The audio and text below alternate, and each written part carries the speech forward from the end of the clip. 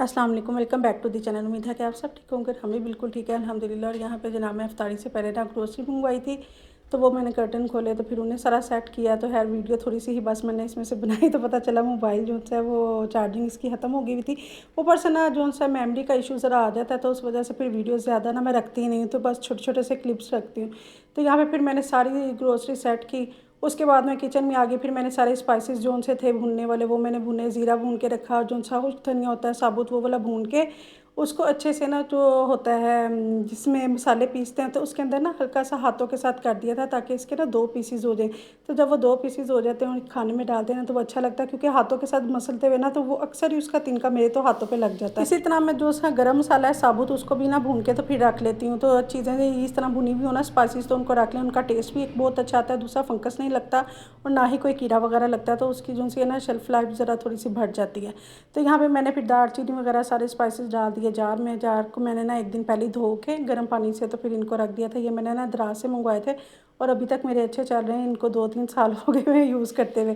तो साथ ही जी अब मैं इसको भी रीफ़िल कर लेते हैं। इसको मैंने ना वुडन वाला है, तो इसको बस खाली फैब्रिक के साथ ही साफ़ करना होता है, धो तो आप सकते नहीं हैं। तो बस उन्होंने उसके ऊपर लिखा भी होता है कि इसको आप धो नहीं सकते, तो आपने बस खाली जो है ना कपड़े के साथ ही साफ़ करना है। तो कपड़े से मैंने इसको क्लीन करके इसको रीफ़िल करके रख दिया था, क्योंकि ये डेली जो से ना मैं जो कुकिंग करती हूँ तो वो इसी में फिर स्पाइसेस में ना डाल लेती हूँ, और ये बड़ी आसानी हो जाती है। वैसे मैं क्या करती थी, एक एक जार उठाओ और फिर मसाले डालो या प्लेटों में डाल डाल के रखने पड़ते थे। तो इस तरह से ये मुझे बड़ी आसानी होगी कि बॉक्स को खोला और साथ साथ स्पाइसेस डालते रहे और सालन भूनते गए। तो आज के मेन्यू में इफ्तारी में मैं बना रही हूँ जी पकोड़े, और साथ में फ्राइज़ हैं, साथ में बर्गर हैं, घर के होममेड बर्गर जो कि बहुत ही मज़ेदार बनते हैं। तो यहाँ पे सबसे पहले मैंने बेसन घोल के रख लिया था। बेसन में डाला है प्याज, हरी मिर्च है और अनारदाना, धनिया पाउडर, हरा धनिया, हरी मिर्चें वो चॉप्ड की भी ना मैंने रखी हुई थी फ्रीज़र में, वो इसमें ऐड कर दी। हल्दी डाल दी, नमक है, ज़ीरा है, अजवाइन है, थोड़ा सा चाट मसाला है, कुटी हुई मिर्च है, और ये सारे स्पाइसेस डाल के हल्का सा इसमें पानी डालेंगे और इसको अच्छे से मिक्स करके ना रख देंगे। और ये देखें भुना हुआ धनिया मैं आपको दिखाती थी कि मुझे ना वैसे देखने में भी अच्छा लग रहा था और इसका टेस्ट भी बहुत मज़े का होता है। तो है इधर यहाँ पे मैंने पानी डाल के ना इसको मिक्स कर दिया। उसके बाद बेटी मुझे कहने लगी कि आप ना आलू भी डाल दें, चिप्स तो बना ही रही हैं। तो मैंने एक आलू उठाया तो वो भी मैंने बरीक बरीक कट करके ना डाल दिया। हालांकि मैं सिर्फ और सिर्फ सादे पकौड़े बनाना चाह रही थी, तो मैं कहा चलो फिर आलू भी डाल ही देते हैं, आप कह रहे हैं तो साथ ही मैं बना रही हूँ जी ये कोसला। और ये जो है ना अक्सर ही आप जब भी बर्गर बाहर से मंगवाते होंगे तो आप देखते होंगे वो आपको साथ इसके ना सर्व करते हैं। तो मेरे पास बंद गोभी थी, गाजर थी और शिमला मिर्च थी, थोड़ी थोड़ी सी तीनों वेजिटेबल्स थी। उसके अंदर मेयोनीज डाल दी, साथ में ब्लैक पेपर एंड सोल्ट डाला, थोड़ी सी मैंने इसमें चीनी डाली और अच्छे से इसको मिक्स कर दिया।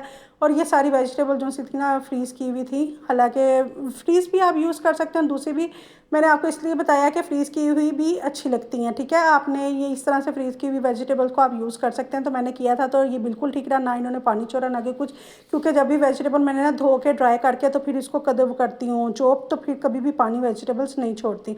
उसके साथ ही मैंने ना बॉयल कर लिए थे चने, क्योंकि ग्रोसरी रख रहे होते हैं ना, तो फिर खवातीन को तो यही, मुझे वैसे ज़्यादातर यही होता है कि भाई साथ ना कोई थोड़े बहुत और काम भी साथ साथ कर लूँ। तो मैंने चनों को प्रेशर लगाया हुआ था, और साथ ही चने मैंने ना सालन के लिए भी यही बनाए थे सहरी के लिए। तो सहरी के लिए चनों का सालन बना लिया, और ये मैंने पैकेट बना के ना फ्रीज़ कर दिए थे। इसमें नमक डाल के सिंपल मैंने बॉयल किए थे चनों को, कि भी कोई चाट में इस्तेमाल हो जाएंगे, किसी साइलेट में इस्तेमाल हो जाएंगे। जो ये छोटे पैकेट जो से वो साइलेट में हो जाएंगे, जो बड़े पैकेट हैं वो हम चना चाट बना लेंगे, तो इस तरह से फिर मज़े की भी लगेंगी। तो साथ ही वो शोरबे वाले जो से थे वो तैयार हो गए थे हमारे जो चने थे। अच्छा चने मैंने इसलिए नहीं आगे क्लिप दिखाया, मैं कहा मैं चनों को क्या दिखाऊंगी, सिंपल चने बन रहे हैं। तो फिर मैंने उसको भून के ना पानी डाल के रख दिया था। लास्ट में मैंने फिर हरा धनिया, हरी मिर्च डाल दी, तो वो आपको भूनते हुए का बस क्लिप जो है ना वो मैंने इसमें ऐड किया। साथ ही मैंने फ्राइज़ के लिए ना खुद आलू इस दफ़ा कट किए। मैंने कहा ये जो से टेढ़े मेढ़े कट करते हैं तो वीडियो में बड़े बुरे लगते हैं, तो वो फ्राइज़ मैंने रख दिए थे फ्राई होने के लिए, क्योंकि 3 किलो आलू फ्राई होने थे तो टाइम लगना था। साथ साथ ही मैंने इसके लिए प्याज और साथ में था टमाटर, वो कट कर लिया। और यहाँ पे मैंने बंद को सेक के एक बास्केट में रख दिया ऊपर से ना। अच्छा कपड़े में इस तरह से आप लपेट के रखेंगे ना, तो कभी भी जो है ना ये कटते नहीं है ऊपर से ना। तो इस तरह मैं ऊपर कपड़ा देती जा रही थी साथ साथ ही इनको गर्म करके, क्योंकि मुझे अभी सहरी अफ्तारी में ना टाइम था, सहरी कह रही हूँ सॉरी, अफ्तारी में टाइम था। तो मैंने कहा ये बंद जो से हैं इनको हम सेक के रख लेते हैं। उसके बाद पैटीज जो सी है ना वो गरम गरम होंगी तो वो अच्छी लगेंगी, तो फिर जल्दी जल्दी से ना बर्गर बन भी जाएंगे, फिलिंग करने में ज़्यादा देर नहीं लगेगी। तो साथ साथ अब मेरे फ्राइज़ भी जो से वो सारे मैं तलती जा रही थी, और साथ साथ मैंने बंद भी कर लिए हुए थे। और मैंने मेन्यू अपना इस दफ़ा ना इस तरह से बनाया हुआ है, और रमज़ान का कि 2 से 3 चीज़ें बनानी हैं और उसके अलावा कुछ नहीं बनाना। तो जिस दिन अगर हम खाना बनाते हैं ना, कोई बिरयानी हो या चावल किसी भी किस्म के हो, तो उस दिन फिर फ्राई दूसरी चीज़ें मैं इतनी नहीं बनाती, फिर सिंपल ही बच्चे खाना ही खाते हैं। तो यहाँ पे मैंने बन के ऊपर लगा दिया है मेयोनीज, और उसके बाद सलाद पत्ता रख दिया है, और ऊपर मैंने ना इसके ऊपर प्याज और टमाटर रख दिया था। अब कुछ बच्चे मेरे जो से ना प्याज टमाटर नहीं खाते, जो नहीं खाते तो उनके ऊपर मैंने उनके वाले बर्गर में ना वो फिल नहीं किया, जो जिसकी जो पसंद थी ना वैसे मैंने बना दिया। वैसे मैं आपको दिखा रही हूँ कि ये देख लें जी, ये भी रख सकते हैं आप, आपकी अपनी चॉइस है। ऊपर से थोड़ा सा हम नमक डालेंगे और ब्लैक पेपर हल्का सा ना स्प्रिंकल कर देंगे, ताकि जो टमाटर और प्याज है ना इसके अंदर भी टेस्ट आ जाएगा। ऊपर से गरम गरम पैटीज हमने रख दी हैं, और ऊपर वाला जो सा बर्गर बना वो रखेंगे। और ये इतने मज़े का लग रहा था, और देखने में जो इतना अच्छा लग रहा था ना, लग रहा था कि जैसे आपने बाज़ार से लिया हुआ हो। और ये पैटी मैंने अभी आपको पहले ही दिखाया कि ग्रोसरी में आई थी, तो ये मनसलवा की हैं और बहुत ही मज़े की हैं, और मैं बहुत सालों से ये यूज़ कर रही हूँ, और ये बहुत मज़े की हैं। ये अच्छा टेस्ट है। पहले हम लोग जो सा था, मैंने सब रोज़ों की मंगवाई थी, तो वो मुझे उसका टेस्ट अच्छा नहीं लगा, लेकिन इसका टेस्ट जो सा ना वो ज़्यादा मज़े का था। तो यहाँ पे हमारे बर्गर देखें रेडी हो गए, जैसे वो दिखाते हैं वीडियो में, वो केचप वगैरह गिर रही होती है मेयोनीज, तो सेम हमारे वैसे ही गिर रही है जी।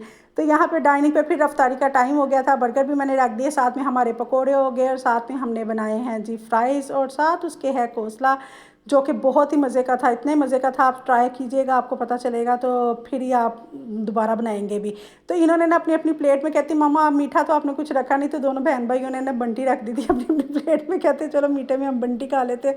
मैं कही ये तरीका वैसे सही है। तो हम अफ्तारी का टाइम हो गया, और अहमद जो सा था वो सोया हुआ था, तो बेचारे को सोए को मैं उठा के लाई, तो आंखें मल रहा था। तो कहता मामा मुझे अब नींद आ रही। तो मैं कहा कोई बात नहीं, क्योंकि आजकल बच्चों के स्कूल ऑन हुए हुए हैं, और बच्चों को स्कूल जाना पड़ता है, और सैरी भी रखनी पड़ती है, रोज़ा भी होता है बेचारों का, तो वो फिर ना ज़्यादा नींद जरिए ना उनकी थोड़ी सी डिस्टर्ब हुई हुई, टाइम ही नहीं मिलता सोने का।